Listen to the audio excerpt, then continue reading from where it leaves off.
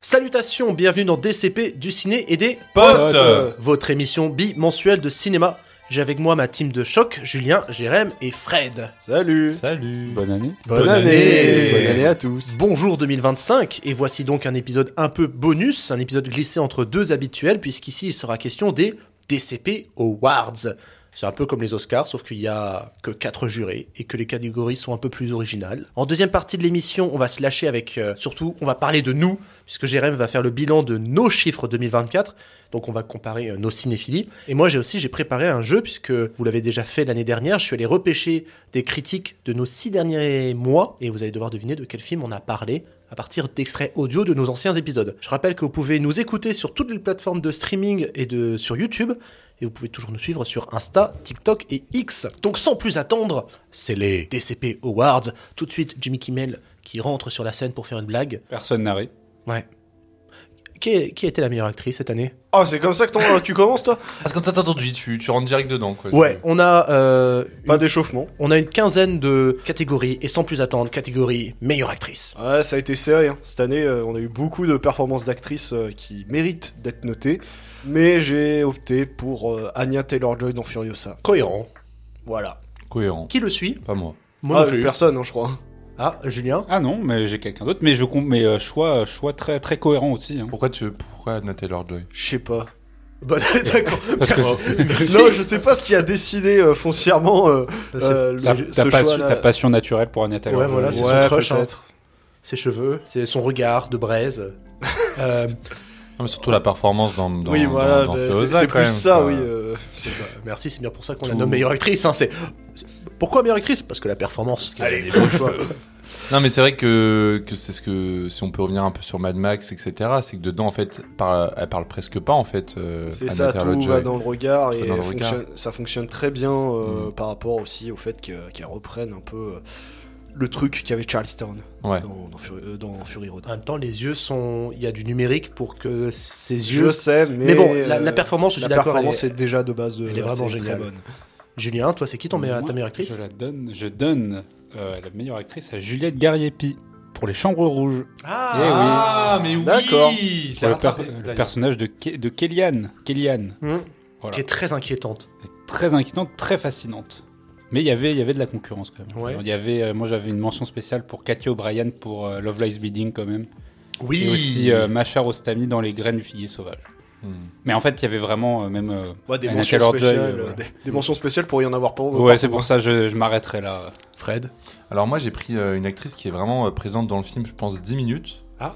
C'est dans le film L'Histoire de Suleiman et je parle de Nina Meurice, qui est en gros, l'Histoire de Suleiman, c'est quelqu'un qui doit passer devant l'agence de l'OFPRA pour avoir les papiers. Et en fait à la fin du film il tombe sur une agente qui est jouée par Nina Meurice. Et j'ai tellement été bouleversé par le jeu, alors que vraiment elle est là genre 10 minutes, mais par la sincérité dans son regard, par tout ce qu'il y avait autour. Et vraiment j'étais fasciné par cette actrice qui est vraiment là très peu de temps. Et du coup voilà, c'est le rôle qui m'a marqué cette année. Après voilà, j'avais plein de rôles, Anya Taylor-Joy, j'avais aussi pensé aux Chambres Rouges. Mais je trouve que Nina Meurice, voilà, j'aimerais bien voir ses autres films, mais vraiment elle a un truc qui, je sais pas, ça m'a marqué. Moi, ça va être Anaïs de Moustier dans Le Comte de Monte Cristo. Ah ouais. Je trouve que de manière globale, le casting de Monte Cristo est vraiment merveilleux. Pas pour Dali ? Non. Et j'aime d'amour l'incarnation qu'a fait de Mercedes dedans. C'est déjà un personnage que j'aime d'amour dans le livre. J'aurai toujours en tête la scène où elle parle à Pierre Niney dans un jardin. C'est pas un jardin, mais un jardin intérieur avec tout plein d'arbres autour. Ah oui. Et je trouve qu'elle arrive à capter la mélancolie pure du personnage. Et ça m'a touché en plein dans le cœur. Et surtout, j'ai un giga crush. Voilà, c'est ce que j'allais dire aussi, c'est peut-être un peu pour ça aussi. Ouais, parle pour toi. C'est pour ça que c'était drôle en fait. Du genre féminin au genre masculin, qui a été le meilleur acteur cette année ? Et pour moi, c'est Jeremy Strong dans The Apprentice. Ah oui, il l'a Cohérent. Je veux cohérent. Je oui. veux cette nomination aux Oscars, je veux cet Oscar pour Jeremy Strong. C'est obligé.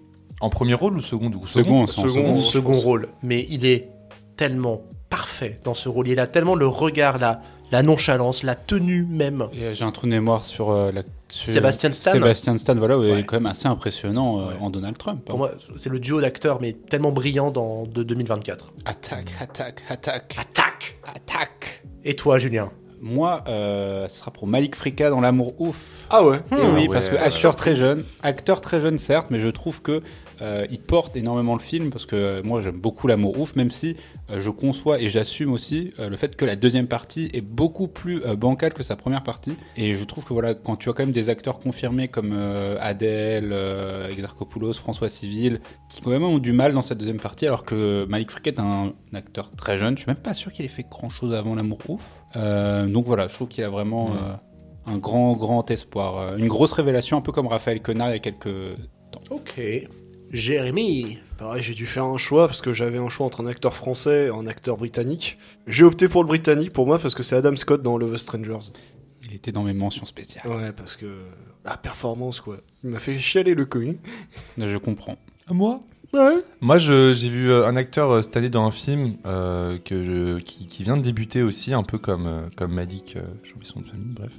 C'est Michael Zindel dans Le Dernier des Juifs. Ah oui. C'est un jeune acteur qui vient de commencer. Il est super drôle dans le film. Et il a aussi un truc. En fait, c'est un peu comme Nina Meurice que dans l'histoire de Suleiman, c'est qu'il a un truc très. Tu sens que c'est des gens qui jouent, mais qui sont très sincères avec eux-mêmes. Je pensais que tu allais dire l'acteur de Miséricorde. Miséricorde, Félix Kizil. Ouais. J'ai hésité un peu aussi avec lui. Mais je sais pas, j'ai repensé plutôt à Michael Zindel. C'est vraiment ton année cinéma français. Ouais, Oui. ouais, c'est mon année Effectivement. cinéma français. Effectivement. Peut-être parce que, ouais, je sais pas. J'ai Ok. essayé de- Bah, on a eu des sacrés bangers français. Il y avait Oui. quand même aussi la performance à noter de Zac Efron dans Iron Claw. Oui. Voilà, Vous trouvez à mentionner. Ah, je Quand pense. même, oui, à mentionner. Ouais. à La, mentionner. la façon dont il délivre les dernières paroles du film. Les ultimes larmes. Ouais. C'est quelque chose. On va quitter les acteurs pour aller vers une dimension un peu plus technique du cinéma, puisqu'il va être question de la mise en scène. Quel a été le film le plus beau vu cette année? On est tous d'accord Oui. sur The Substance. Ah non, Non, j'ai hésité. j'ai hésité Mais aussi. non. Il le mérite. Il le mérite. Mais très clairement, C'est mon numéro 2, la meilleure mise en scène pour moi, c'est... Vas-y. Megalopolis. Ah merde, non. Oh non, ouais, non. Oh non. Non, bah alors du coup, Quand on Pas dit The ça, Substance, c'est Owen. deuxième, mais Pas Megalopolis, c'est ça, le premier. Pas C'est pas maintenant, ça, Owen. pas Pas maintenant. maintenant, Owen. Julien, c'était quoi pour toi? Moi, j'avais beaucoup hésité, mais j'estime que Mad Max Furiosa mérite sa Ah ouais. mise en scène parce que George Miller, à son âge, quand tu vois, on a eu Papy Coppola, on a eu Papy Ridley, et bah Papy Miller, il est encore capable de tenir une caméra. Oh, Voilà. le petit tac, il est beau. Et Papy Eastwood. Papy Oui, Eastwood non, est mais bon pas aussi, Sweet, mais je Papy ne mettrais Eastwood pas est la très meilleure bon. mise en scène. Toi, Jérémy. Bah non, bah moi, Cocorico, Jacques Audiard pour Emilia Pérez. Hein. Ouais, j'y ai pensé aussi. Ah ouais. Bah, c'est Cocorico aussi, Coralie Farja pour The Substance, mais voilà quoi. Ok. Et maintenant, le film le plus moche. Alors là, il y avait du choix aussi. Hein. Oui, Megalopolis. C'est à la fois le film le plus beau et le film le plus Oh, il moche est cette content année. de sa blague. Il Non, est non, content, non, il est je- subversif. non, non. Il est moche en même temps super beau. Oh, ta gueule. Oh là là. Non, mais je suis d'accord pour dire qu'il y a des énormités absolument ignobles dans Megalopolis, mais il y a aussi des plans d'une telle beauté, genre il y a... C'est à la fois le pire et le meilleur. Voilà. Il y a... on atteint les sommets absolus. Je cherche la beauté de Megalopolis, pardon. Ah d'accord, ok. Oh, il a fait une vanne visuelle, mais très forte. Il a cherché tous les contours de la table. Non, mais moi, il y a des plans de Megalopolis qui me resteront pendant des années. Parce que c'est magnifique. Et il y a d'autres trucs aussi, j'y repense, je me dis... Non mais c'est tant que t'as kiffé, mec. Oh, c'est bon. Du coup, on est tous d'accord pour Megalopolis ou Non, non, Ah bah, non, non, moi, j'allais j'avais dire autre d'autres chose. trucs, ouais. Eh, c'est marrant, à chaque fois vous êtes en mode on est tous d'accord. Non. Bah non, faut croire que non. Ah, Fred, c'est quoi le film le plus moche? Bah écoutez, c'est un peu basique, mais je pense à Deadpool et Wolverine, quoi. Hmm. Non, enfin je sais pas, c'est vraiment de la merde, quoi. Enfin c'est nul, c'est nul. Les décors, tu sens que tout est faux, tout est nul, tout est mal fait. C'est pas faux. Mais bon. Non. Jérémy? Bah moi j'aurais dit Madame Web, mais c'est juste pour tirer sur l'ambulance. Mais autrement, si on doit choisir, enfin partir sur vraiment un truc un peu différent des films de super-héros, tout ça, j'aurais dit Argyle. Ah ouais? Ouais, Ah, franchement zut. c'est moche. Les singes de Gladiator 2. Mention pour les Mention sages de pour les Gladiator singes 2. de Ah ouais. Gladiator 2. En effet spéciaux, ouais, les singes de glace, c'était nul. Et donc pour toi, Julien, ce serait? Moi, ça se joue entre Megalopolis et Gladiator. Ah oui, Pour moi, c'est Gladiator kiff- 2? Oui, pour moi, c'est kiff-kiff. Hein. J'y repense, mais en fait, ouais, meilleure mise en scène. Enfin, en tout cas, un des films les plus beaux, c'est Sonic 3. Je reviens dessus, mais. C'est substance, les mecs. Ouais, non, mais Substance, c'est la claque. C'est la claque. Je suis d'accord. Alors, on va quitter un petit peu 2024. On va parler un peu de nous. C'est une section qui va être un peu plus longue quand même, puisqu'on va parler de nos meilleures découvertes hors 2024. C'est-à-dire des films qui ne sont pas de cette année. On a 2 films chacun qui nous ont marqués. Et je propose de commencer par Jérémy. Bah, toi tu le sais, un des deux que je vais citer, tu le sais très bien. Oui. Once, bien Bah évidemment, qui est une merveille, une pépite comme pas possible. Vraiment, c'est un film. J'ai envie de le revoir constamment, bien que je l'ai pas revu depuis que tu me l'as montré, mais j'y pense très souvent, déjà parce que je me réécoute la BO très souvent également, mais je sais pas, c'est un film qui me fait croire en mes rêves. Oh, c'est beau. C'est beau. C'est un film fait dans les rues de Dublin, en fait. Oui. C'est vraiment un film caméra à l'épaule qui suit un chanteur de rue dans Dublin. Ouais, c'est trop bien. Je lui ai fait découvrir et il est fan. Mission accomplie. Voilà. On va aller les voir à Cologne. Oh. Voilà. Parce qu'ils font une tournée européenne, mais ils passent pas en France. Donc la troupe de Once, on va les voir en Allemagne. Ta meilleure découverte hors 2024? Moi, sur Mubi, récemment, il y avait plein de films de Kelly Rickard que j'avais envie de voir. Et j'ai regardé River of Grass, que j'ai adoré. C'est un peu un film qui désamorce tous les clichés du genre, un peu, vous voyez, de road movie, surtout de couple de road movie. Je sais pas si, comme exemple, on a Thelma et Louise, on a... non, le plus connu, c'est quoi déjà? Excusez-moi. Un couple de truands qui partent en voiture. Bonnie and Clyde? Voilà, Bonnie and Clyde. Donc ça te désamorce ça. Et elle le fait tellement d'une manière très douce et très... elle part vraiment en couille avec ce type de ciné. Donc j'ai adoré River of Grass. En gros, pour la petite anecdote, c'est plein d'histoires qui se rencontrent. Et on en vient avec un mec qui pense être pourchassé par les keufs alors qu'il a rien fait du tout. Et il s'enfuit avec une meuf qu'il a chopée au hasard. Et en fait, tout le film, c'est l'homme qui essaye un peu de dominer la meuf, mais lui, il a aucune confiance en lui-même. Et la meuf prend justement plus le galon sur lui. Et donc ça part, mais c'est totalement l'inverse de ce qu'on avait pu faire avant. Donc j'ai kiffé, c'est super cool. C'est le premier film, je crois, à Kelly Rickard. Ok. River of Grass. Moi, je vais parler de Grizzly Man. Parce que dans l'émission précédente, on a parlé de Au cœur des volcans de Werner Herzog. Et on avait dit que ça se rapprochait pas mal de Grizzly Man. Et Grizzly Man, c'est quand même une des meilleures découvertes documentaires que j'ai eues cette année. J'ai découvert l'histoire de Grizzly Man par Feldup, par la chaîne YouTube de Feldup. En gros, c'est l'histoire d'un gars qui aimait un peu trop les grizzlies et qui aimait un peu trop se rendre dans les parcs nationaux et qui n'avait aucune conscience du danger et qui aussi se prenait en vidéo tout le temps. Et donc, dans le film de Werner Herzog, il s'appuie sur les caméras, les vidéos faites par ce monsieur-là qui s'appelait Timothy Treadwell. Et t'as une scène de baston entre deux ours, filmée de très près, qui est mais dinguissime. Et justement, Werner Herzog a cette humilité de dire qu'en tant que réalisateur, il a une profonde admiration pour Treadwell, malgré le toc qu'il avait, parce que même le réalisateur le plus fou n'aurait pas eu le culot d'aller aussi près du danger pour capter ces images. Ça me rappelle une histoire d'un pont et de loups et de vidéos. Ah oui, c'est vrai. Oui. Ça m'a inspiré pour écrire un scénario pour c'était quelle école déjà? C'était le CEEA. C'est possible. C'était ma 3e tentative, ils ne m'ont pas pris, donc échec. Mais Grizzly Man, c'est vraiment trop bien. C'est vraiment trop bien, et de ce qui ressort aussi du récit de Grizzly Man, simplement, c'est que on a l'audio de la mort de ce monsieur dévoré par un grizzly, et il y a une scène dans laquelle Werner Herzog écoute cette cassette. C'est horrible. Et la scène est glaçante. Julien? Transition. Moi, tu parlais de l'émission précédente. Moi, je parlais de 2046. Mais pourquoi je suis allé voir 2046 de Wong Kar-wai? Parce que c'est un peu ma découverte de Wong Kar-wai cette année. J'avais déjà vu In the Mood for Love et que j'avais bien aimé. Voilà. J'avais vu Shocking Express aussi autrefois, mais qui m'avait pas du tout marqué. Et là, j'ai découvert Les Anges Déchus. Et quelle claque! Ouais. Quelle claque, Les Anges Déchus! C'est génial, mais voilà, après ça va être un peu de la redite de ce que je disais dans 2046, mais vraiment c'est vraiment les thématiques de Wong Kar-wai, quoi. Donc ce que je disais déjà, toute la mélancolie, les personnages qui se croisent, les souvenirs, toute une mise en scène aussi très esthétique avec les lumières, la musique et le mélange aussi des genres entre le cinéma un peu d'action, mafieux hongkongais et la poésie du cinéma asiatique. Et je balance la balle à Fred. Merci. Alors, tu parlais des réalisateurs que tu as découverts cette année. Moi, j'ai découvert Haneke, Michael Haneke. Et donc, j'aimerais bien parler de Caché. On en a déjà parlé, mais voilà, j'y reviens vite fait. Caché, incroyable. Moi, je me suis tapé la plupart des films de Haneke. Là, récemment, j'ai vu Le Ruban Blanc.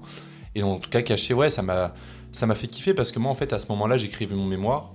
Et j'essayais de trouver des films qui avaient un peu une étude des écrans de caméra, des écrans d'ordinateur, et je suis tombé sur Caché un peu au hasard, et j'ai adoré le concept du film, que ça soit mélangé des vues de caméra donc dans le film avec le film lui-même, et le fait qu'on se perde un peu, qu'il y ait vraiment une esthétique très troublante. Non, vraiment, j'ai adoré Haneke, j'ai découvert Haneke cette année du coup avec tout son délire, plan fixe, un peu d'hors-champ, des sujets assez tabous. Mais t'avais déjà vu Funny Game, non? J'avais vu Amour et Funny Game, mais un peu sans plus, enfin j'avais bien aimé, mais voilà, et là vraiment cette année je me suis mis à fond dedans, et j'ai regardé Caché, Happy End, Le Ruban Blanc, plein de trucs. La leçon de piano? La leçon de piano, voilà, exactement. Tu l'as vu? La pianiste plutôt. Parce que la leçon de piano, c'est Jane Campion. Ah oui, je confonds les deux. Ouais, mais c'est génial. Et Caché, vraiment, c'est vraiment mon film préféré d'Haneke pour le moment, et c'est génial. Ok. Et la balle, tu la renvoies à toi. Oh, bah c'est bien parce que moi aussi j'ai découvert un réalisateur-acteur qui a eu droit à sa rétrospective sur Canal+. Je parlais juste avec un collègue et il m'a trop donné envie de regarder du cinéma hongkongais. Donc j'ai essayé de regarder des films de Tsuark, d'autres réalisateurs. Et en fait, il n'y avait pas moyen. Le seul réalisateur que j'ai réussi à voir, réalisateur-acteur, c'était Bruce Lee. Et j'ai découvert La Fureur de Vaincre. Incroyable. Incroyable. C'est vrai qu'il est bien. Ah là là. C'est-à-dire que c'est pas le premier que j'ai vu. J'avais d'abord vu la Fureur du Dragon, le jeu de la mort. Mais donc, La Fureur de Vaincre, ça a été le moment où Bruce Lee a arrêté d'être fun et rigolo à suivre et est devenu juste une bête féroce de vengeance et de révolte.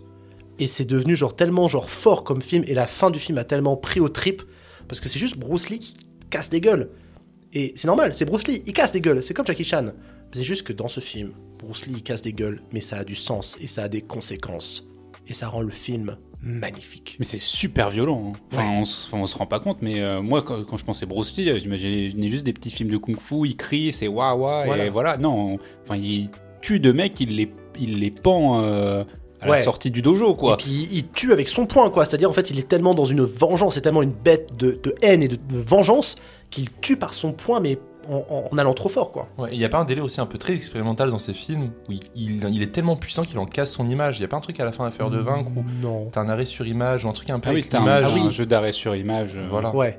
Mais quel arrêt sur image à la fin de La Fureur de Vaincre. Moi, ça m'a pris au trip. C'est exactement le même procédé que Butch Cassidy et le Kid. Voilà. Ouais, voilà. Je confonds pas, qui a le même principe d'arrêt sur image à la fin, mais je trouve cet effet toujours très prenant. Oui. Un peu comme à la fin de Thelma et Louise. par Exactement. exemple Jérém. Et donc pour finir, parce qu'il y a eu quand même pas mal de films qui ont retenu mon attention cette année, mais si je devais en retenir qu'un sur tout le reste, ce serait Jusqu'à la garde. Parce que franchement, la fin de ce film, je veux pas abuser, parce que souvent on dit ouais, vous en faites trop, c'est dans la grandiloquence.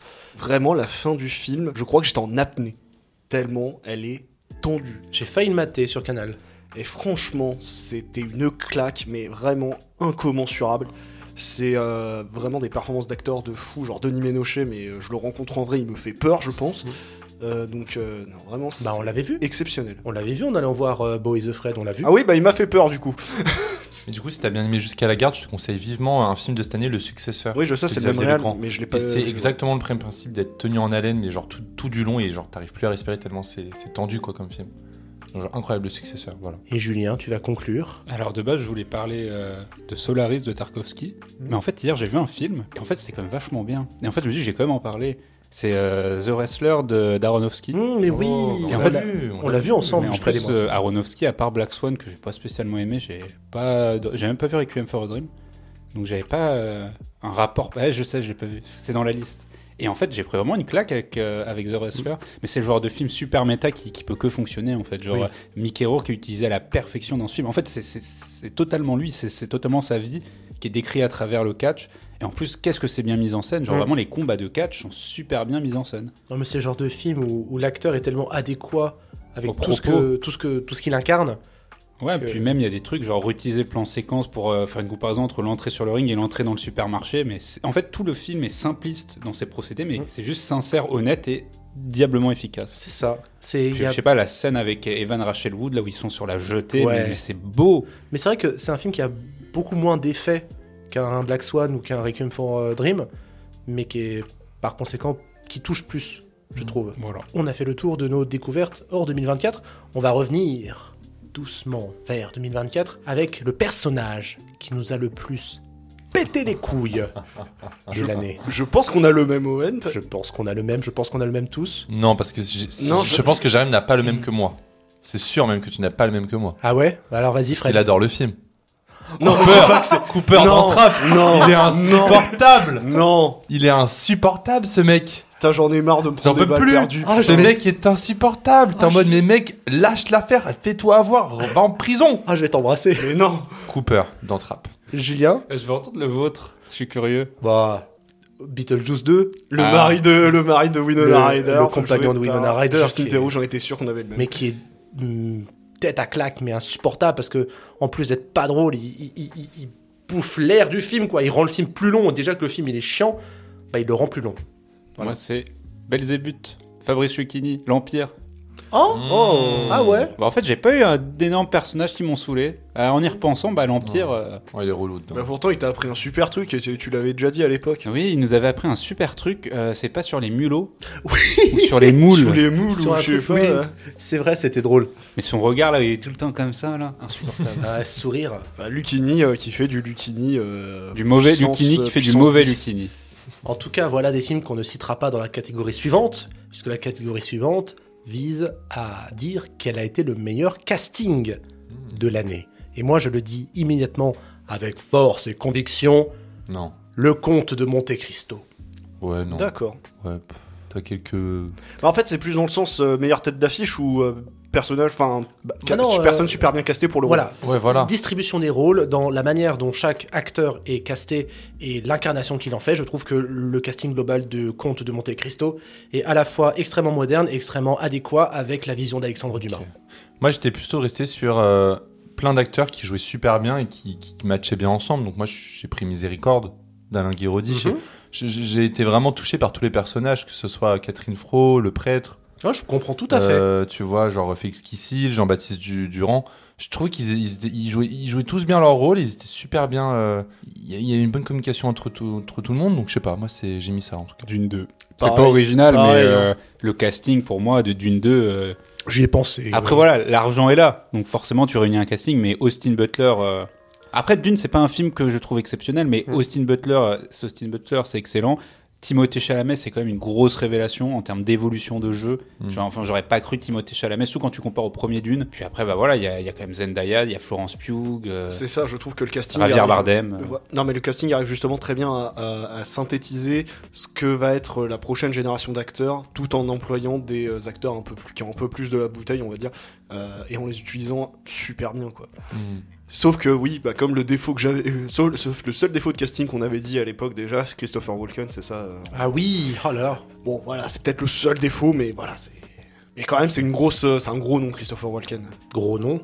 Et déception suivante, c'est grosse déception. Vous attendiez un film peut-être en particulier cette année, et il vous a déçu. Moi, c'est très simple. La planète des singes, le nouveau royaume. Ah ouais, Ah, tu l'attendais. c'est étonnant. C'est pas étonnant, en vrai, connaissant Bah ouais, mais c'était pas Matt Matt Reeves. On savait que c'était pas Matt Reeves. On savait que C'est- ça allait être repris par d'autres. Donc ça Oui, allait mais pas être fou. c'est une saga qui m'est extrêmement chère, La planète des singes, depuis le début. Et c'est peut-être le film que j'ai le moins aimé de la saga, avec le deuxième film de la saga originale et le de Burton. Ça me fait chier de le dire, parce que les films de La planète des singes, il y en a quand même pas mal, genre une bonne dizaine. Et là, de me dire que celui qui est sorti en ce moment, c'est un des moins bons, ça me fait chier. Ouais, il était opportuniste, quoi. Ils ont pris le truc, ils ont fait de la merde et Puis voilà. ça mène à rien, quoi. Ah oui, non, bien sûr. Enfin, on verra les suites, hein, mais... Bah moi techniquement ce serait Nosferatu du coup parce que Ah ouais, c'est je vrai que je m'attendais. l'attendais beaucoup. Robert Eggers, je l'adore. J'adore les vampires. Enfin après c'est pas une grosse déception. Enfin j'ai quand même apprécié le film sur certains aspects quoi. Mais ouais je dirais Nosferatu. Ouais. Maxine. Aïe. Ouais, c'est vrai ouais que, moi ouais. aussi ouais. Maxine, J'aurais parce dit que Max. qu'est-ce que j'avais adoré X et Pearl, et je me suis dit, vas-y, ça peut être une super Et trilogie. là non mais non. Mais non. Je sais pas ce qui s'est passé en fait. Je sais pas pourquoi j'ai pas tant apprécié. C'est Moi, je pense que c'est juste l'histoire du scénar, en fait, qui était cousu de fil blanc. Pour moi, je voyais pas l'intérêt, en fait. mais ça a été rajouté de toute façon on l'avait dit c'est que Ouais. les deux premiers étaient vraiment écrits ensemble et le troisième juste mis là parce qu'il avait les moyens de le faire. Ouais, il aurait pu mettre des moyens pour faire un autre film, du coup. Ouais. Non mais c'est dommage. C'est ouais. c'est pas, Ah oui, c'est pas oui. mauvais, mais vraiment. Ouais, en c'est- fait, finalement, je te rejoins, mais moi je pense que je dirais plus Maxime parce que je l'attendais vraiment beaucoup aussi. Ça aurait pu être Maxine, effectivement, mais moi, vous le savez, hein, le film que j'attendais et qui m'a déçu, c'est Pauvres créatures de Yorgos Lanthimos. Ah oui, bah oui. Mhm. Aïe, aïe, Dès aïe. le début d'année, toi. Dès le Ah, début depuis le d'année. début d'année, là, c'était le gros film que j'attendais. Et ouais, moi, j'ai préféré Kind of Kindness. Moi, donc, j'allais te poser la question. Ah ouais, c'est vrai. Au moins, Mais t'as été récompensé juste après, quoi. Ouais, mais tu vois, j'ai préféré Kind of Kindness, mais après, tu le trouves pas très bien non c'est plus. pour ça, c'est vrai que comme disait Owen, enfin moi, ce que je reprochais à Pauvres créatures, c'est que pour moi, c'est Lanthimos qui essaye de sortir de son cinéma et qui n'y arrive pas. Et Kind of Kindness, c'est un retour à son cinéma, mais sans évolution. Est-ce que on pourrait presque voir ça comme un aveu d'échec, d'une certaine manière. Je remarque en tout cas jusqu'ici qu'on n'arrive pas à accorder nos violons. Hein. Quelques trucs, mais pas tout. différents. Après, je trouve que l'année 2024 était d'une richesse Oui. par rapport à 2023. 2023. 2023, je me souviens que vraiment Killers of the Flower Moon était revenu très souvent durant le DCP Awards, alors que là on arrive à... Oppenheimer aussi, Ouais. de mémoire. Là, on arrive à citer quand même des films assez variés. Et d'ailleurs, on arrive... les cheveux. Les cheveux. Oh. De Alors. base, moi, je les ai retirés les cheveux de la catégorie parce que je me suis dit, ouais, c'est bon, j'insiste un peu trop sur les cheveux. Et ils m'ont dit, ouais, ils sont où les cheveux? Les cheveux, bah, ils sont sur ma tête. On fait la blague en premier ou à la fin Jusqu'au temps que tu en aies plus. On fait la blague à la fin parce que Fred et moi, on a pensé la même blague. Mais dites-nous vos cheveux Parce que préférés. moi, j'ai été très sérieux quand j'ai voulu répondre à Et ça. toi, t'as été sérieux, Julien? Oui et non. Il est toujours Bon, sérieux, lui. Jérém commence. Bah, moi, j'aurais dit Austin Butler dans Backriders. C'est vrai que. Ah ouais, c'est Ah vrai que. ouais, ouais. Ah, les c'est cheveux vrai, C'est mieux qu'Austin Butler dans Dune 2. hein. Voilà, Oui, c'est c'est ça. En même temps, il est chaud. Il en a pas. Il est aussi chaud que Euh, Megamind. Moi, je voudrais donner le award à l'ensemble du casting de Love Lies Bleeding parce que c'est les plus beaux mulets du cinéma.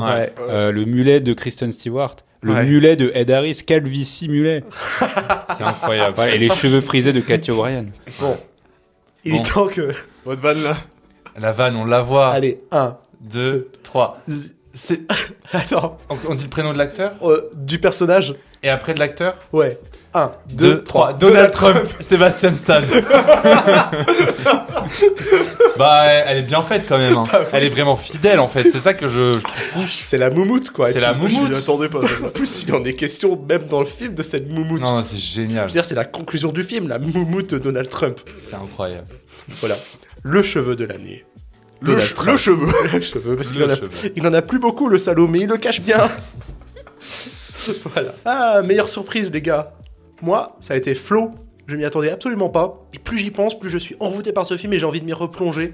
La mélancolie que ça m'a lâché durant le générique. Le sublime en fait. Ouais, c'était émouvant. Mm. Moi aussi, c'est un film d'animation, mais c'est pas celui-là. C'est le robot sauvage, parce que vraiment, je Oh. m'attendais pas. Non, en vrai, Ouais. j'en attendais rien de ce film, et vraiment, je m'attendais pas à être aussi surpris par le film et à autant l'apprécier en fait. C'est juste Ok. ça, pour ça, très grosse surprise. Bah moi c'est pas un film d'animation mais c'est un peu un film pour enfants, c'est Riddle of Fire. Le film un peu style des gamins qui ont une quête et qui doivent aller chercher une tarte aux pommes pour leur daronne malade et qui finalement se retrouvent dans une sorte de complot avec une sorte d'esthétique de jeux de rôle Donjons et Dragons. Bref, c'est trop mignon, je m'attendais à rien du tout, je suis allé le voir et j'ai adoré. Pourquoi vous rigolez? On a réagi à tarte aux pommes. Tarte aux pommes. Parce que je repense à mon beau-père qui a ramené une tarte aux pommes. Genre, il avait Je une pensais mission direct. pour Noël, il a ramené une tarte aux pommes. Non mais bah dans le film c'est les questions d'une tarte aux pommes et c'est super mignon. C'est bien, j'imagine mon beau-père partir. Bah, imagine un Tarte aux film, pommes. le même film et c'est ton beau-père qui va chercher une tarte aux pommes et qui galère pendant tout le film. Bon, et Julien, ta meilleure découverte, surprise. Moi, c'est Vampire Humaniste, Ah, cherche ah suicidaire oui, bien consentant. J'adore le cinéma québécois. Vraiment, Ah ouais, c'est super génial. bien. C'est vrai que cette année ils ont fait pas mal de trucs cool. Hein. Donc, Bah, les chambres rouges aussi, ouais. Oui, Ouais. j'ai préféré les chambres rouges à Vampire Humaniste. Mais c'était mignon. Puis même, je sais pas, cette année, j'ai rattrapé Simple comme Sylvain. Ah, tu l'as vu aussi Ouais, Ah, j'ai vu, ah, et il est c'est super très- bien. C'est très J'ai pas bien vu aussi. ça. Très bien. J'aime beaucoup le cinéma québécois. Mm. Il n'y a pas que Xavier Dolan. C'est ça. Est-ce que. Alors, j'ai un garçon devant moi, je sais qu'il a dormi 2 ou 3 fois déjà au cinéma. En plus que ça cette année. Oh là là. Alors, moi je dors jamais devant les films, mais bon, il y a des films genre.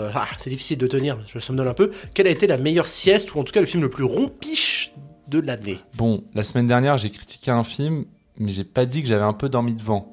Au Canada, j'ai dormi, je crois, en fait. Ah C'est ouais. peut-être pour ça que je l'ai pas tant apprécié que ça, j'ai pas mal dormi. En fait, je suis allé au 9h des Halles et j'ai dormi. Pourtant, peut-être- c'était déter pour y aller à 9h. Mais oui, je suis déter à chaque fois. Et puis, bah, c'est mauvais parce que du coup, je suis pas le film. Donc, j'ai dormi peut-être 20-30 minutes. Moi c'est Priscilla. Ah oui, bah, après, ça s'y tient. Enfin, c'est fait exprès, justement. Ouais, pour, c'est l'idée même du film, mais bon, à un moment donné, t'as l'œil gauche qui commence à faire.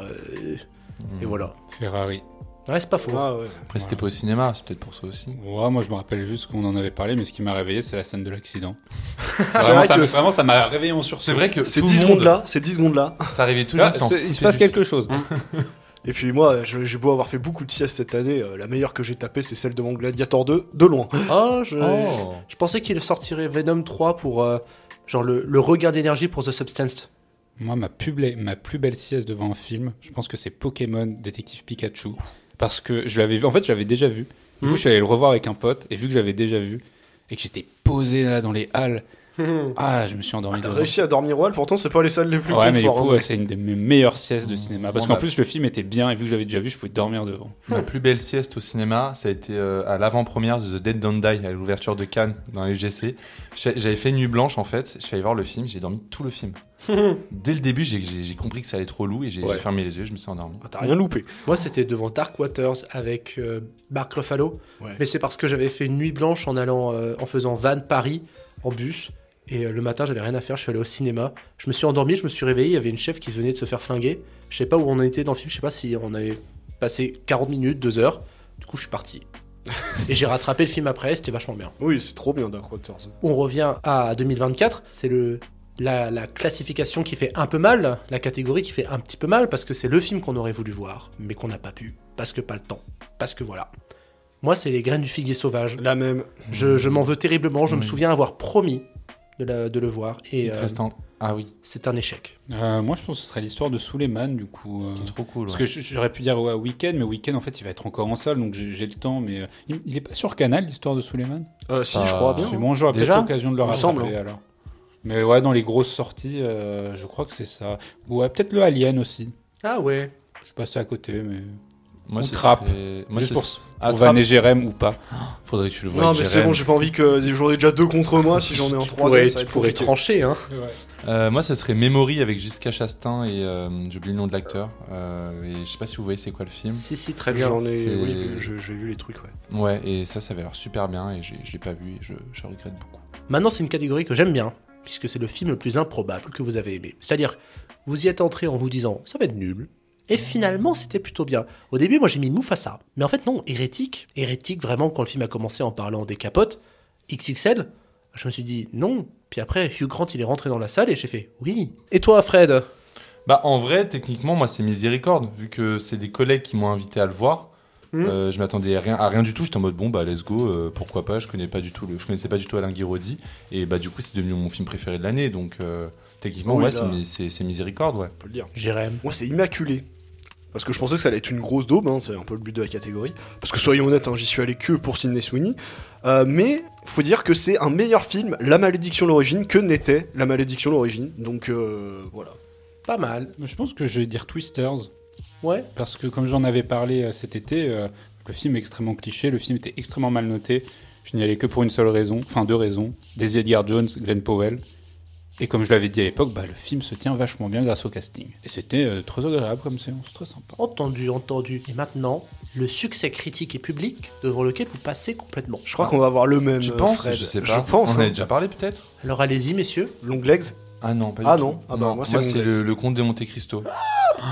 Bah je l'ai apprécié mais bon un succès critique et public bah non en fait c'est un film qui se tient c'est sympa mais désolé je sais que c'est dans ton Non, mais c'est comme ça, c'est pas grave. je suis désolé aussi Non, mais. mais Long Legs je l'ai réservé pour d'autres trucs. Parce que Long Legs, mais c'est vraiment. Je ne comprends pas à quel point ça a fonctionné et tout le monde s'est branlé dessus, quoi. C'est. Bah, on n'a pas une autre catégorie qui revient un peu sur le pire film. Si, il y a Bon pire bah film. voilà Julien. Fred, je te demande pardon. j'ai peur. Fais preuve de miséricorde envers moi. Non. Oh, aimé. Succès public. Ah t'étais pas là quand on en a vraiment, parlé mais- T'étais là quand on en a parlé. Ouais, succès public, succès critique. Moi, non, j'étais pas là. Mais je me suis dit, est-ce que je vais le rattraper ou pas? Et je vois tous les tops de fin d'année. Dans tous les tops 10. Miséricorde. Je dis, je vais quand même pas finir l'année sans aller voir Miséricorde. Ça tombe bien, je le vois, je trouve une séance au MK2 Beaubourg. Merci le MK2 d'exister pour ceux qui rattrapent les films très en retard. Voilà, quoi, je l'ai vu et bah, voilà, je l'ai vu, quoi. Aïe, Et t'as vraiment. C'est pas nul, honnêtement, c'est pas mauvais, mais je comprends pas je comprends pas l'engouement. Le prêtre. Merci, Julien. Oui, mais je suis d'accord, Merci. le prêtre, mais c'est sous le soleil de Satan en moins bien, quoi. Bah écoute pourquoi pas ok à Mais, conseiller du coup. Le sous le soleil de Satan. ouais, bah le Piala ou sinon le livre de Bernanos, mais je vois l'idée, mais sur le reste, je sais pas, c'était long. Puis je trouvais ça vachement lourd. Ok. Je sais pas, ouais, c'est vrai Ça que ça m'a m'a fait beaucoup rire. m'a pas convaincu. Ok bon. Et moi, ça va être, alors, au début, j'ai pensé à un film qui, genre, mais c'est surtout que ça ne me touche pas. En tout cas, je me suis pas senti concerné, alors que je devrais, c'était, comment il s'appelait déjà? Il en a oublié le titre. Le truc avec Paul Mescal, Ah Love sans jamais nous Stranger. connaître.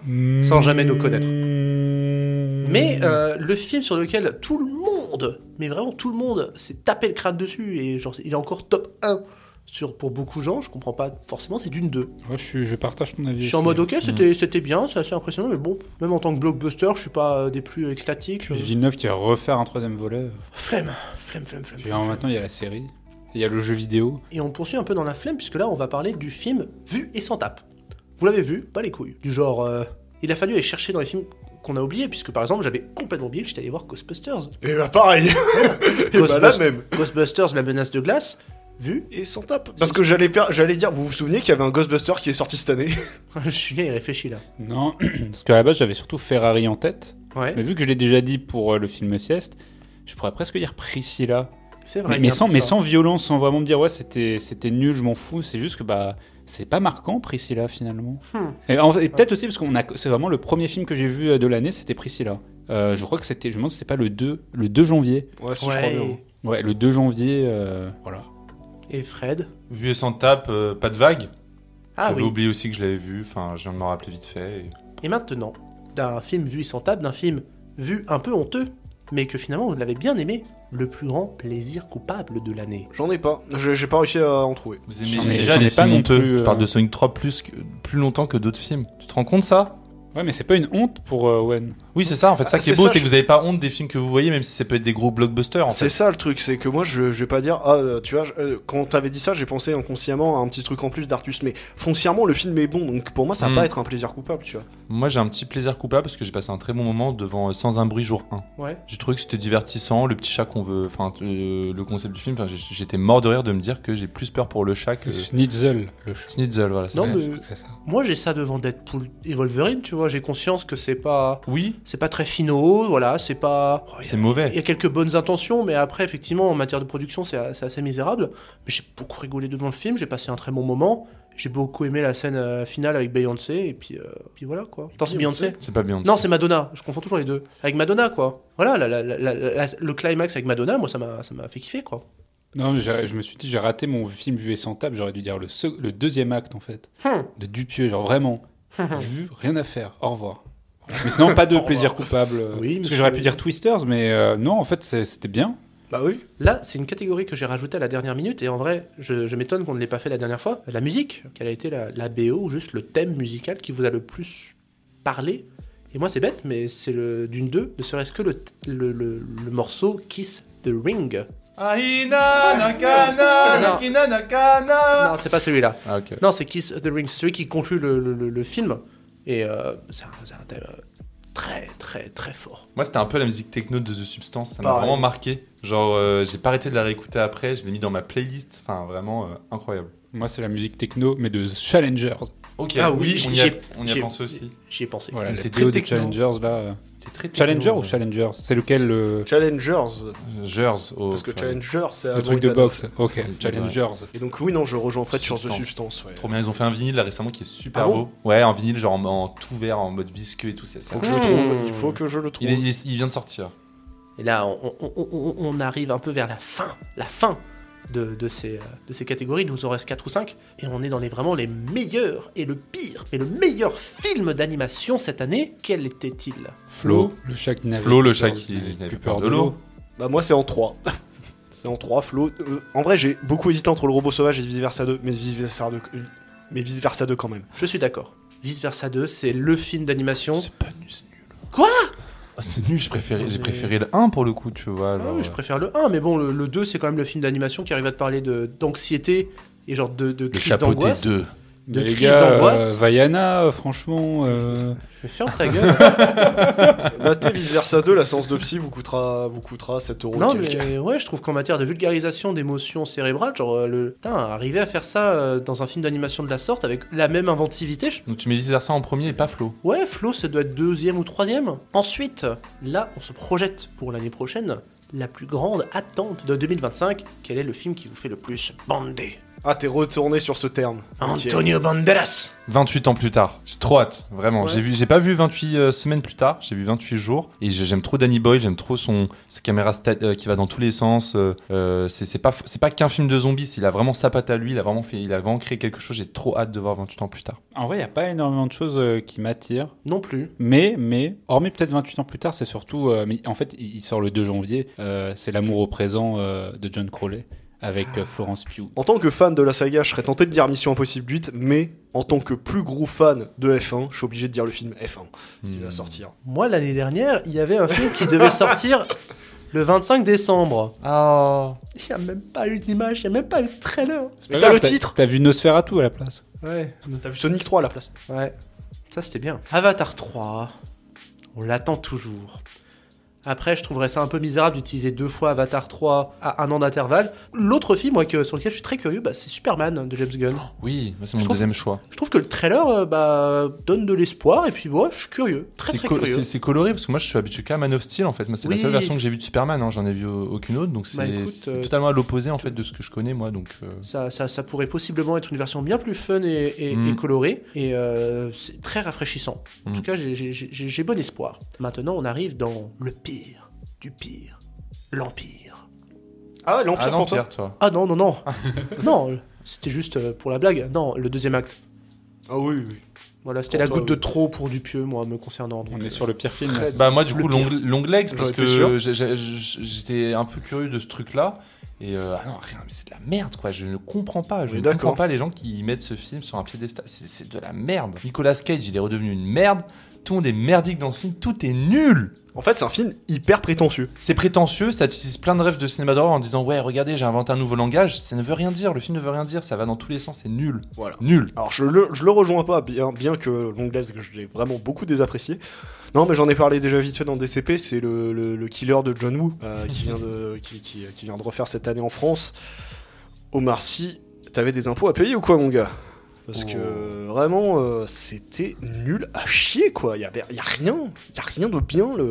C'est John Woo, c'est une caricature de lui-même sur ce film. C'est T'as commencé à avoir un accent en parlant, t'as fait bien là. Je veux dire, t'as eu un début d'accent de je sais pas quoi. ah, quand je m'énerve, je prends un accent, ok, d'accord. D'accord. Et Julien, Moi, ça va être Megalopolis, du coup, mais j'en dirai pas plus, j'ai assez défoncé le film comme ça. Donc, meilleur film non. Bah, du coup, Alors, selon vos réponses, on va rajouter une catégorie. Mais selon vos réponses. Mais d'abord, je vais avoir vos réponses pour le meilleur film 2024. pas sans grande surprise de substance. Hein. Bah moi désolé, c'est Miséricorde, hein, il passe au-dessus. Ouais. moi, ça va être mon coup de cœur du début d'année, du coup, ça va être Sans jamais nous connaître. Megalopolis pour toi, du coup. ouais. C'est Même marrant. si Substance, oui. Substance, c'est numéro 2. Moi aussi numéro 2. Mais ouais, bon, Megalopolis. Julien aussi numéro 2. Non, moi, c'est Les Chambres Rouges, du coup, en numéro 2. Et toi numéro 3 de Substance En fait, numéro 3, de base, j'avais le The Sweet East. Ah oui. Ah, Mais trop bien. le problème, c'est que c'est un film qui est sorti en 2023 aux États-Unis, mais en France en 2024. Du coup, je sais pas trop comment je dois le considérer. Sinon, après, il y aurait bien L'Amour Ouf, ou il y aurait bien le Mad Max Furiosa aussi dans le top. Et bah, justement, j'avais envie de rajouter une catégorie. Bon, Fred la sabote un petit peu, mais du meilleur film français, parce qu'on a quand même eu une super année de cinéma français. Oh, il s'est mordu la lèvre de plaisir. Bah, là. Le Comte de Monte Cristo pour ma part, alors. Emilia Pérez. Oui, c'est vrai, oui. C'est tourné en France, hein, donc Ouais, mais c'est vrai que Substance aussi, est-ce qu'on peut dire que c'est un film français? c'est américain. Voilà. Moi, ce Ouais, serait, plutôt britannique, The Substance, finalement. ce serait L'Amour Ouf, moi, du coup. Ouais. Mais avec quand même un grosse mention spéciale pour le Comte de Monte Cristo. Genre, je suis vraiment très content pour le cinéma français. Ah oui. L'Amour Ouf, le Comte de Monte Cristo, un petit truc en plus. Emilia Pérez, du coup. Ouais, enfin, il y a eu, enfin, le cinéma français a fait de très belles choses Je cette suis année. tout à fait d'accord. Et donc, Fred persiste. Miséricorde, ça a été ma découverte de Guy Roddy et je suis trop content de continuer à regarder des films de lui. Et ben voilà, c'était les DCP Awards. Ça a permis de donner un portrait assez large de 2024, qui a été une très très très bonne année en matière de films. Un très grand cru. Je trouve même une bien meilleure année que 2023 et même Ah oui. moi la dernière grande année de cinéma dans mon esprit c'était 2019 Moi aussi. Pareil, ouais. et je trouve que 2024 arrive à Supplanter. Ouais, en tout cas Surpasser. Peut-être pas surpassé, mais. Égaler. Égalé. C'était une très Ouais. bonne année dans notre cinéphilie. ainsi se termine la première partie de l'émission. La deuxième un peu plus classique avec des chiffres, des jeux, un joker et donc Fred, il attend que ça depuis. J'attends que ça depuis 2 semaines. notre bilan 2024.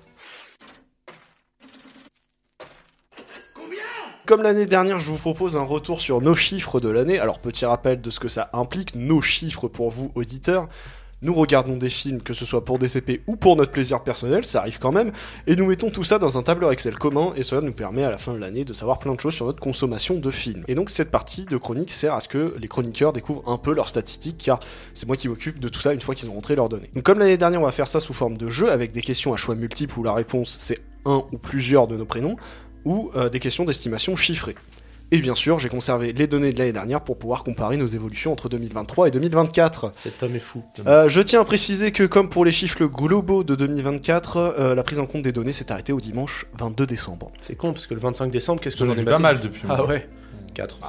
Pas mal non. Fallait stop the count. Au bout d'un À un moment donné, faut que je fasse les stats. Commençons par la question fatidique. Qui a maté le plus de films cette Oh année? non, c'est bon là, Jérémy, merde. Oui, en effet, avec 210 films pour ma part, soit 12 de plus que l'année dernière, ce Cet qui homme est fou. équivaut à 420 heures de visionnage, soit quasi une journée de plus par rapport à l'année dernière. T'as fait mieux que Tarantino, mec, sois fier. Alors lui, il Ah regarde bon un film par jour. Hein. Bah, la moyenne de Tarantino, je me rappelle à une époque, je sais plus d'où ça vient, d'où vient la faute, donc j'en sais rien, mais il disait sa moyenne c'était 200 films par an. Donc t'as bon. fait 212, tu peux être fier de toi. Alors moi, j'ai appris, j'ai une connaissance à la fac qui a vu 400 films. Cette année-là 400 Oh la vache. longs métrages. Il est pas au chômage en plus. Et bah, bravo, félicitations à lui. Je pense qu'il n'a pas d'amis. J'espère qu'il dort surtout. Suit Owen, qui pique la deuxième place de Fred de l'année dernière, avec 183 films. Chez ma couille. Et Owen fait la meilleure progression d'entre nous, avec une progression spectaculaire de 51 films par rapport à l'année dernière. Équivalent du coup à 345 heures de visionnage, ce qui fait pareil un bond spectaculaire de près de 100 heures de films de plus que l'année dernière. Ça aide d'avoir Jérém comme coloc en vrai. Bah ouais, de ouf. Ouais. De rien. Puis Fred, donc, qui descend sur la troisième marche du podium avec 176 films, quand même, soit 20 de plus que l'année dernière, équivalent à 319 heures de visionnage, soit pas loin de 2 jours de films visionnés en plus par rapport à l'an dernier. Ça va aussi.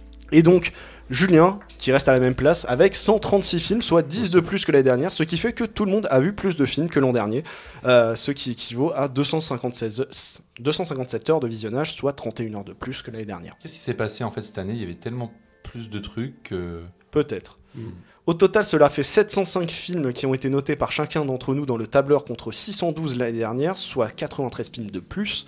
Et le cumul de nos heures de visionnage de films s'élève cette année à 1342 heures contre 1150 en 2023, donc 192 heures de plus, ce qui fait 8 jours de plus tout pile. Objectif, les gars, l'année prochaine, on tape les 1500 à nous 4. Voilà, L'année prochaine, oh, c'est ambitieux. moi, mon but l'année prochaine, c'est d'être le premier. Oh, bon courage. Fred. Allez, Il l'a dit avec tellement de conviction. je t'attends, mec. Ok. Frédéric, je t'ai battu en 2022, à plat de couture. Faut le rappeler. Maintenant, c'est Tu moi m'as battu 2023-2024. L'année pro, là. 2025. c'est- Surveille ton tableur.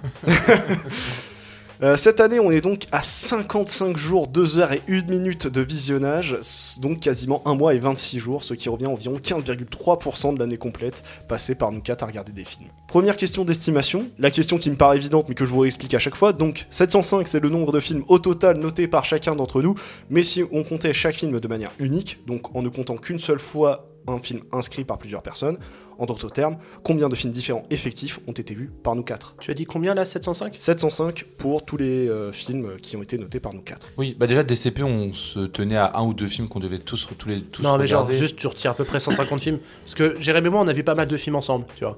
Ouais. Donc moi, je dirais, allez, 550 films uniques. Moi, je dirais un peu moins, 490. Ok. Je vais couper la poire en deux, 515. C'est Fred le plus proche parce que c'est 476 Ah ouais. contre 467 l'année dernière. Donc on peut voir que cette année, il y a beaucoup plus de films en commun que l'an dernier, car ça fait 229 films qui ont été vus par au moins 2 personnes d'entre Ouais, nous ouais, cette Ça année. aide d'avoir Jérém comme coloc. Ouais. Ensuite, revenons à un QCM qui a vu le plus de films d'un même réalisateur cette année. Bah, j'hésiterais entre Julien et Jérémy. parce Non, que non, t'as- Jérémy, non Jérémy, avec tout ce qu'il a vu comme film, Jérémy. Ouais, Jérémy. Parce que... mais Ouais, on s'est pas fait de rétrospective d'un réalisateur en particulier. Non, mais je sens que dans son regard, qu'en fait, non, ça tend... Non, Ouais. Jérémy, ouais. Oh, vous me surestimez les gars parce que c'est Fred et Owen. Qu'est-ce qui se passe? Et oui, alors que l'année dernière, on avait tous vu 4 films d'un même réalisateur au maximum, cette année, Fred et Owen sont tous 2 à 5 films d'un même réalisateur. Bon. Pour Fred, c'est Michael Haneke. Ah. Et pour Owen, c'est son ami Quentin Dupieux. Ah, Mais oui, Alors- c'est vrai que j'ai fini la carrière de Dupieux aujourd'hui. Alors- Cette année. Alors, ce qui me fait marrer, c'est qu'après, Owen a plein de réalisateurs dont il a vu 3 films, mais le premier qui apparaissait sur mon Excel, c'était Tim Burton. Donc, du coup, t'avais l'enchaînement Quentin Dupieux, Tim Burton. J'étais en mode. En plus, Owen adore les deux, c'est génial. je pense que 2025, il faut regarder des meilleurs films. On s'était fait Edouard Romain d'Argent cette année ou c'était l'année dernière? Non, c'était cette année, je crois bien. hein. Ouais. Mais on s'est fait Batman. Beetlejuice. Batman. Non, c'est fait Batman. Batman. J'ai réussi à lui montrer Batman. J'ai forcé pendant 3 semaines, hein. Et il a vu Batman et il a bien aimé. Et les Ghibli en 2025. Inch'Allah. J'avoue, résolution, Bah ouais, Jérém, petite hein. résolution, un petit Ghibli. Tu vas pas rester sur le garçon et le héron. quand même. Ah oui, non. mais- Poursuis. Pour Julien et moi-même, nous restons comme l'année dernière avec 4 films d'un même réalisateur au maximum. Et ce qui est marrant, c'est que l'un et l'autre, on a 2 réalisateurs à 4 films. Du coup, pour Julien, c'est Christopher Nolan et Richard Linklater. Ah, ouais, logique. Et pour moi-même, c'est James Cameron. Et Owen va être content parce que je le rejoins sur Quentin Dupieux. Parce que Nolan, on a fait, j'ai fait les Batman Mais oui, c'est vrai. et le Prestige. Au niveau des années de sortie, la fameuse question, qui pensez-vous voit les films les plus récents, c'est-à-dire qui a sa moyenne d'années de sortie de films la plus proche de 2024 ? Jérém. Bah oui. Ouais, Jérém. En fait, c'est Tu lui qui tu allait- vas beaucoup au ciné, Exactement. Eh ben non, c'est pas moi. Et oui, l'année dernière, j'avais beau être le plus contemporain dans mes choix de films cette année, c'est ouais. Fred Fred. qui a la même moyenne d'années de films que moi de l'année dernière, c'est-à-dire 2013. Bah, c'est vrai que depuis cette année, moi j'aime beaucoup aller au Neverdale. Genre, c'est devenu mon petit rendez-vous avec ma meuf et tout. Et du coup, bah, depuis février, j'essaie d'aller toujours au Neverdale voir les films de l'actu. C'est beau. Donc peut-être, hein. Donc voilà. Et question à l'inverse, qui voit les films les plus anciens, c'est-à-dire qui a sa moyenne d'années de sortie Ouais. des films la plus éloignée de 2024 ? Julien, mais après, moi, cette année, Mais en vrai, Owen, avec tout ce que t'as maté, surtout tous les broustiques que tu t'es fait, Exactement. peut-être Owen. Non, Puis Julien. là, j'ai une bonne période de cinéma hongkongais, ça m'a fait un peu redescendre en matière de date. Ouais, mais Julien, Piala. Ah, mais j'ai regardé plus de films. Bah, Faut faire un choix, messieurs. je veux dire Julien. Hein. Julien. Je dis Owen. Tu as bien raison, Julien. Ah ouais, c'est moi Et oui, Ouais. c'est Owen. Wow. Il y a eu un gros changement au niveau des moyennes d'années, car puisque cette année c'est Owen, le plus vieux d'entre nous, car il passe de 2007 l'année dernière à 2005 cette année. Ah ouais. Julien n'est donc plus que le second plus vieux, passant de 2004 l'année dernière à 2007 cette année. Oh, j'ai vieilli. Enfin, non, du coup, j'ai rajeuni. Attends, mais Owen, c'est toi le vieux maintenant ? Quoi, qu'est-ce que tu racontes Petit con, va Moi, j'ai connu la guerre. Et moi-même baisse tout comme Owen au niveau de cette moyenne d'années, passant donc de 2013 l'année dernière à 2011. En fait, avec Fred, on a juste échangé nos années. Voilà, Ok. Non, c'est mais je suis- c'est là, ça. pour le moment, je suis vraiment choqué des chiffres. J'ai l'impression qu'on a tous mais totalement changé nos. C'est fou. Je suis C'est vraiment un choqué. bouleversement. Ouais. Qui a fait le plus de séances cette année ? J'ai compté tous les films qui ont été mis comme vus au cinéma, qu'ils soient sortis cette année ou non. Alors Fred. moi, du coup, ouais. Ah, peut-être Jérém aussi, quand Bah, même. ça joue entre les deux, mais je vais Parce que partir sur Jérém, Fred. tu vois. Ah. Fred, il Pour moi, travaille dans le ciné. t'as les cinéma pour voir des films récents. Donc pour moi, je te bats sur ce truc-là. Mais si tu veux avoir des films aussi qui sont déjà sortis. Ouais, je dirais moi. Ouais, Fred. Moi, je vais dire Jérém. C'est moi-même. Oh. Ça change pas du coup, hein, c'est toujours moi qui a fait le plus de séances cette année, avec 105 séances, soit 10 de plus que l'année dernière. Mais du coup, t'as regardé beaucoup de films qui étaient des pas sortis de l'année, quoi. Non, en vrai, j'ai maté beaucoup de films qui sont sortis cette année, mais en fait, pour compenser, ma moyenne, elle a dû baisser parce que j'ai maté des films très très vieux en fait. Ok. Donc voilà. Le classement reste le même que l'année dernière, car Fred est deuxième avec 87 séances, soit 7 de plus que l'année dernière. Owen est troisième comme en 2023 avec 63 séances, 10 de plus que l'année dernière quand même. Et enfin Julien qui clôture avec ses 55 séances, ce qui fait quand même également 10 séances de plus qu'en 2023. C'est déjà bien, hein. Oui, je suis content. Alors passons à la question qui nous avait foutu un peu la honte l'année dernière, celle des nationalités. Donc pour rappel, on va passer pour cette question en pourcentage, car le nombre effectif de films vus serait biaisé vu les différences entre nos chiffres respectifs. J'aimerais rappeler avant, désolé, que l'année dernière, on s'était dit, les gars, 2024, c'est notre année. On arrête tous les cinémas américains et français, on regarde d'autres films de nationalité. Mec. C'est notre année. Mon tableau. USA, USA, USA, USA, USA, USA, USA, USA, France, USA, USA, USA, France, USA, USA, USA, France. C'est vrai que j'ai eu des phases comme ça où je me suis dit, oh putain, c'est honteux. Quand j'avais 5 films américains d'affilée, là, j'étais, ah.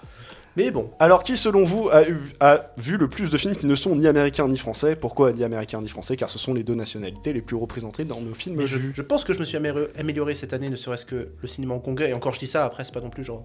T'as C'est- pas regardé non plus 50 films de ça. J'en ai regardé une dizaine, tu vois, parce que j'avais. C'est peut-être- C'était en fin d'année. Ah, c'est déjà peut-être ça fait que c'est toi, hein. Donc je dirais Owen, ouais.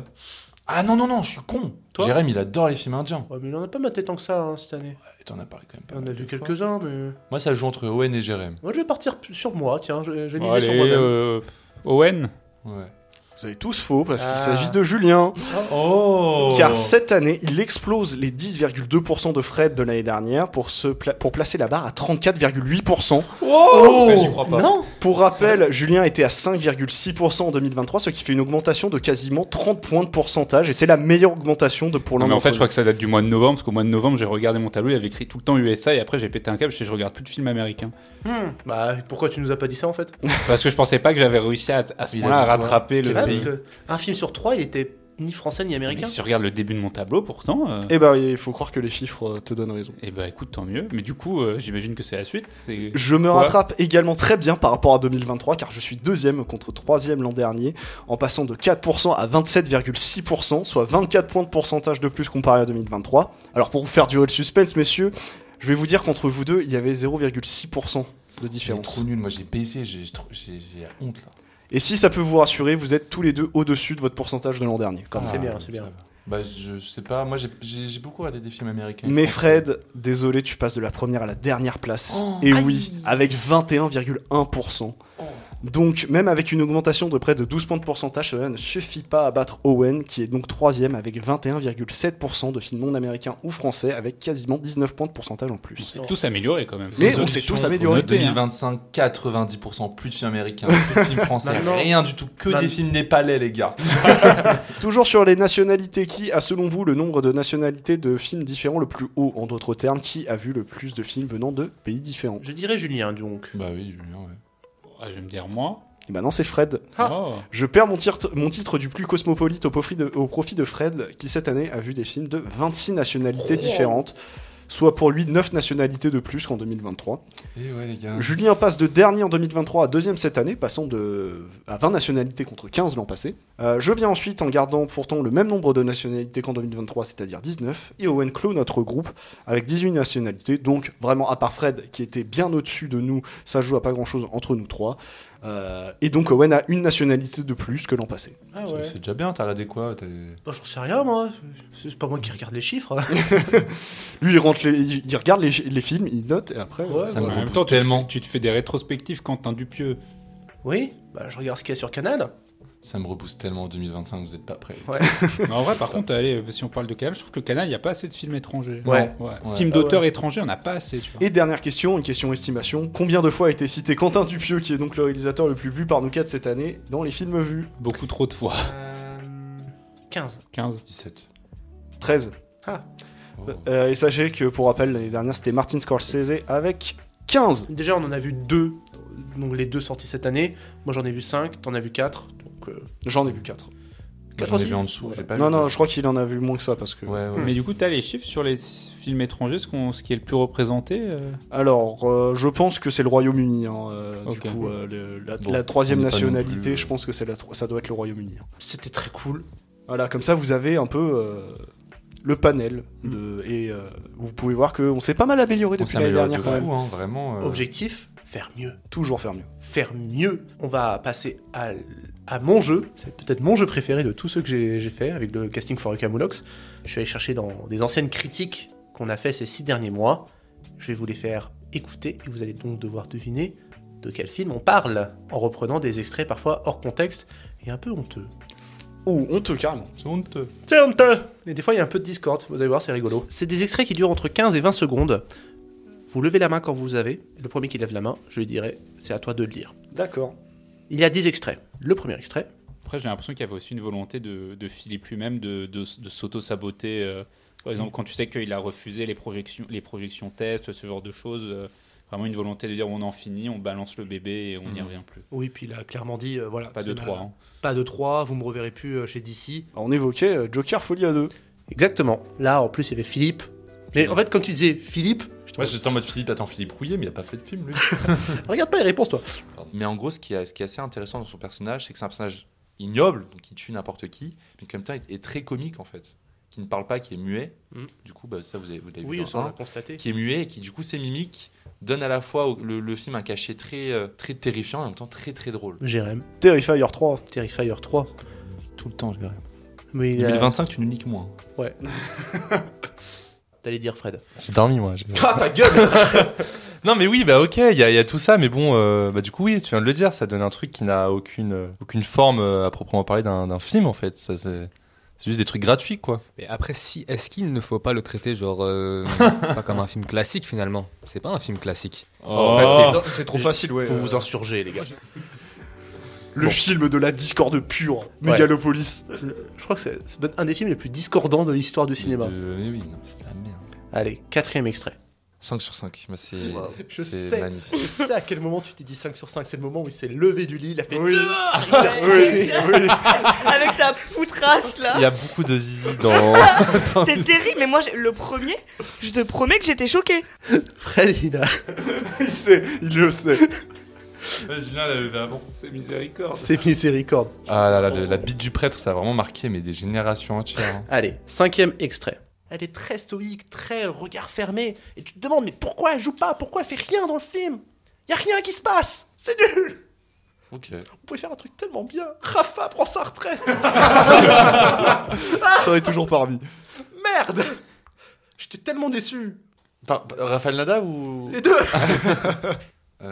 Challengers. Perdu. Non, c'était Emmanuel. Quand je parlais d'Emmanuel, de Noémie Merlan qui est Ah, stoïque, C'était au moment où Nadal il avait pris sa retraite du coup. Oh non. j'étais désemparé. Ça va mieux? Non. 6e extrait. Le dernier plan du film, c'est juste un regard.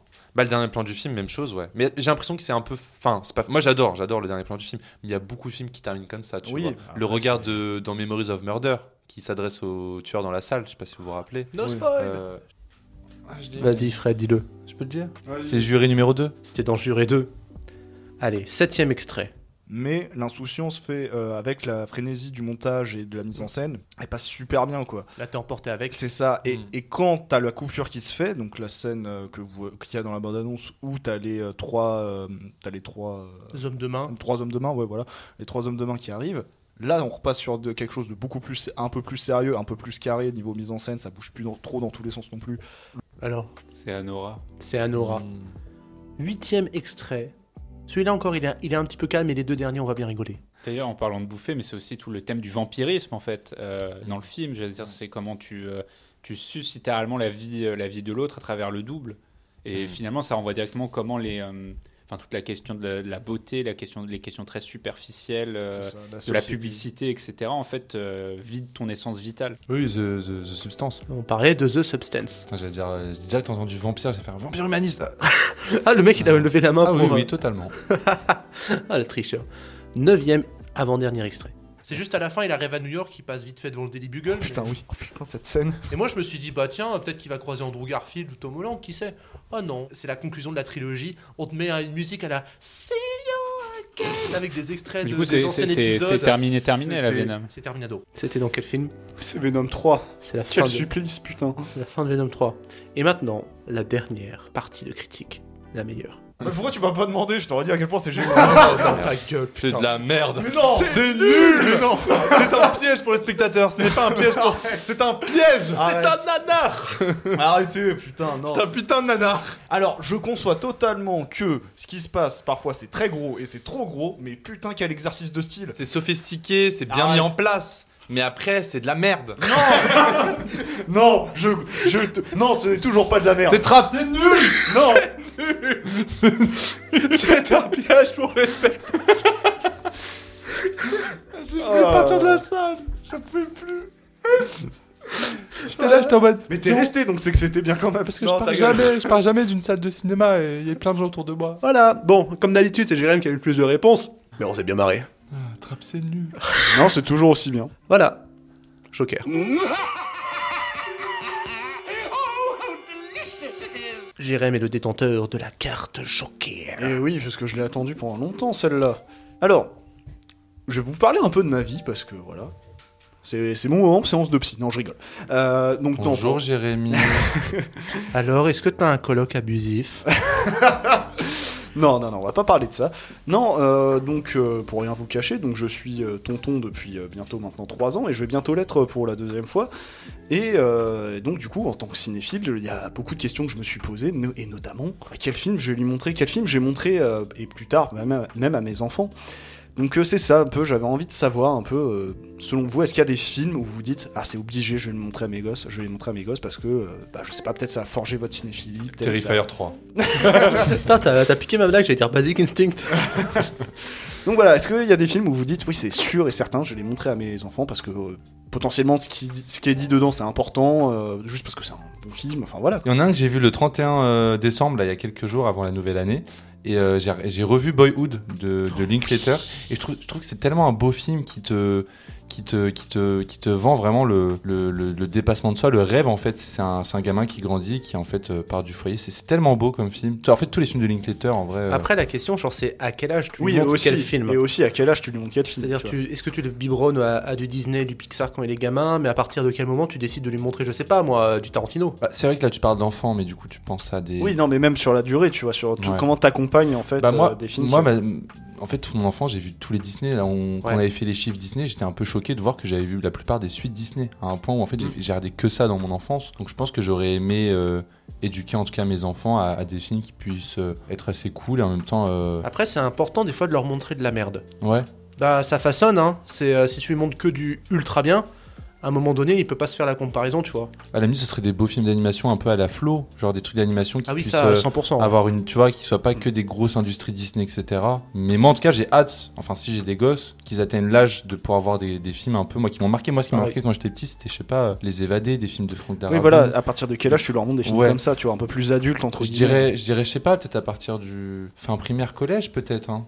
Peut-être, je sais pas si c'est tôt, mais début collège à la limite. Moi, la première grande saga que j'ai vue, un peu voilà, saga plus cinéphile ou voilà, plus cinéma, c'était les Indiana Jones Ouais. de Spielberg. Et j'ai le souvenir, je crois que c'était en primaire quand je les ai découverts, peut-être CM1. Je dirais entre le CE2 et le CE2 et le CM2.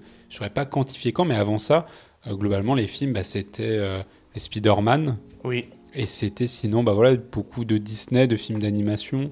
Je me rappelle de regarder beaucoup de Chicken Little. Mais des trucs genre Happy Feet aussi, ce genre de film-là. Donc le premier vraiment saga de film que j'ai vu, c'était les Indiana Jones. Et bah, c'est vachement bien en termes d'aventure, même en termes de mise en scène. Quand t'es gamin, t'es trop jeune pour voir tout le travail de Spielberg en fait, sur la notion d'aventure, etc. Mais ouais, je pense que les Indiana Jones, c'est bien. Après moi, quand j'ai grandi, j'ai découvert aussi Retour vers le futur. Mais je pense que ça fait partie des sagas très familiales. Pour certains, ça pourrait aussi être les Jurassic Park, par exemple. Ou, Ouais. C'est vrai que c'est très global comme question. Moi, si je peux retourner un peu ta question, ce serait quel film, en tout cas de ces 2 dernières années, que je montrerai à mes gosses peut-être. Wonka, je pense que c'est super chouette à montrer à son gamin, Wonka.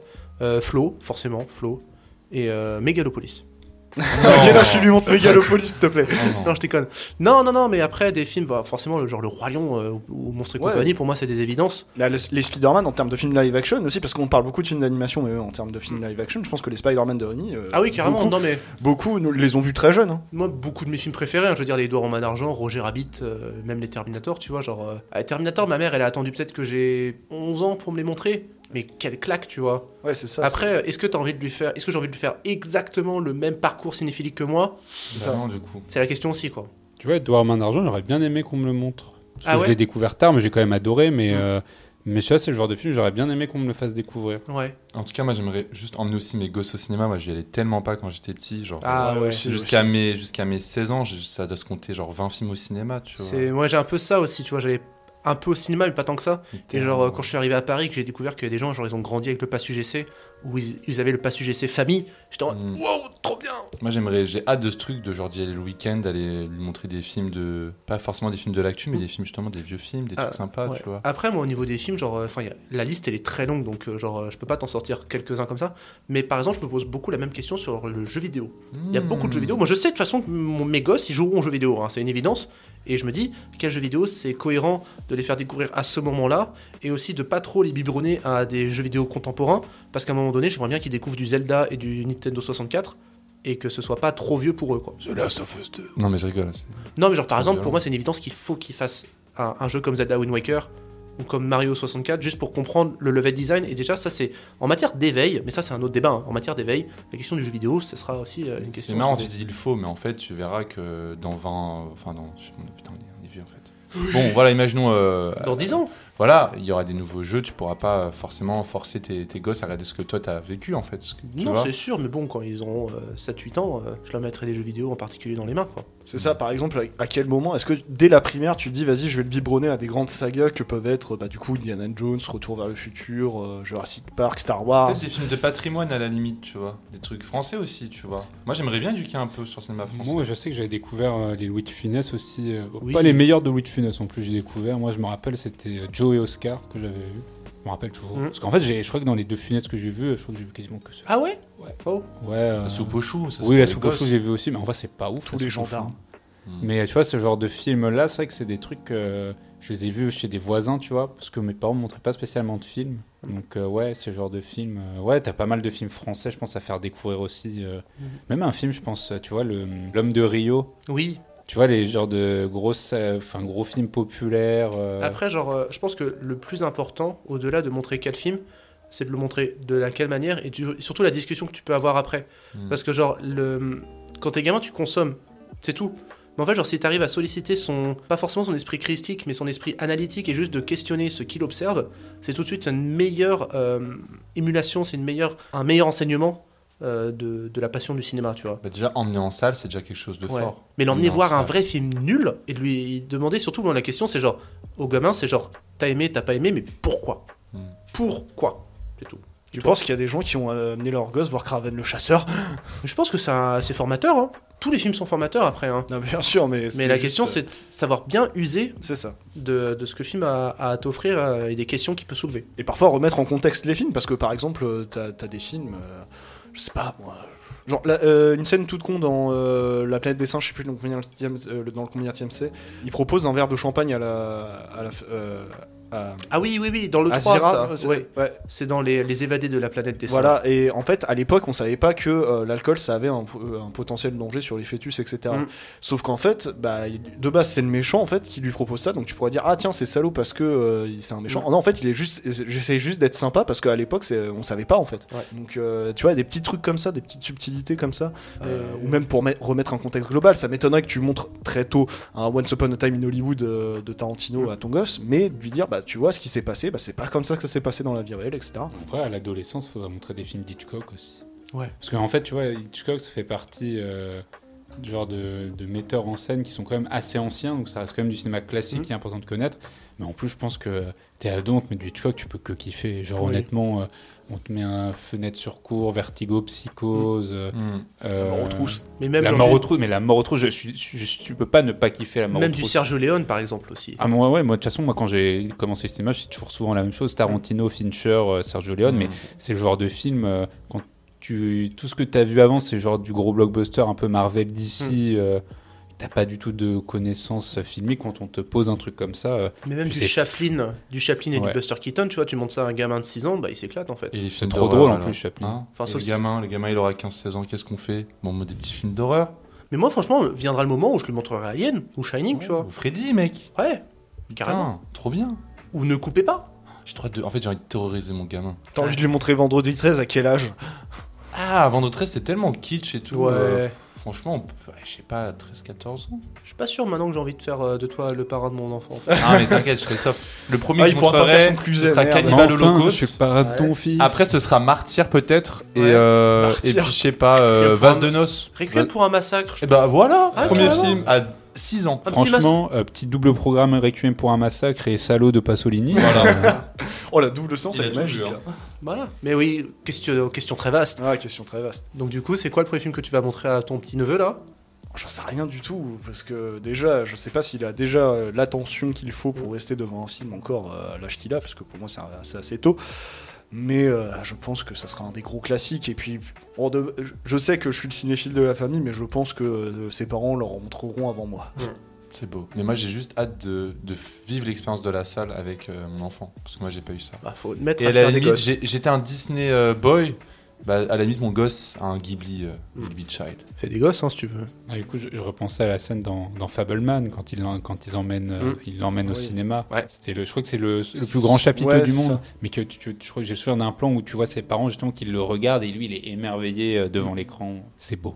Moi, C'est beau. je suis allé voir Vaiana là, au Grand Rex avec la féerie des eaux et il y avait plein d'enfants dans la salle.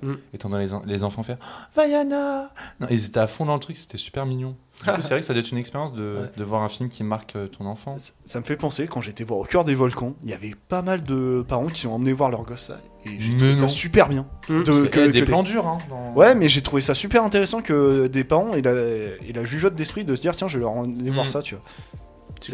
Et franchement, justement, j'étais à côté d'une mère avec son fils, et pendant tout le film, elle était un peu. Bon, déjà parce que le film était en VO, donc du coup, peut-être pour un peu expliquer ce qu'il disait Werner Herzog, mais de voir le gamin un peu émerveillé devant ces images de ouf. Moi, je me j'étais- souviens d'un père anglais qui avait emmené son gosse, et il était juste devant moi dans la salle, à la Cinémathèque française voir The Thing. Son gamin avait 9 ans, hein, et il a abandonné son fils sur la scène du chien. Pardon. Mais le gamin était tout à fait genre Attends, Ok. t'as dit The Thing. The Thing de Carpenter. Carpenter, ouais. Et ils l'ont laissé. Enfin, il y a une interdiction moins de 12 ans. Genre, Bah oui, c'est ça. Je sais rien. Ah mais t'es avec un parent. Bon, peut-être que le t'as pas le droit, gamin, même. Même, En vrai, même avec peut-être que un le gamin parent, avait hein. 11-12 ans, mais en tout cas, il faisait jeune, quoi. Bref, c'est une question très large, Mais très intéressante. très intéressante. Ouais. Mais il va être l'heure de conclure, puisque on enregistre depuis déjà 1h25. Et ouais, on va manger une galette des rois, on a très hâte. Donc on vous fait des gros bisous. Bah il manque un truc en fait. Oui. J'ai pas donné mon joker. Ah merde. Et donc pour la prochaine émission, mon joker sera à roulement de tambour, Owen. Je m'y attendais. Merci mon ami. Je t'en prie. L'émission est terminée, merci beaucoup de nous avoir écoutés. Je rappelle que vous pouvez nous suivre sur Instagram, X et TikTok, et que l'émission est à retrouver sur toutes les plateformes de streaming et sur YouTube. On vous fait des bises, à dans 2 semaines, et nous, on va manger notre galette. Oui, en effet. oui. Allez, salut, bonne année. Bisous.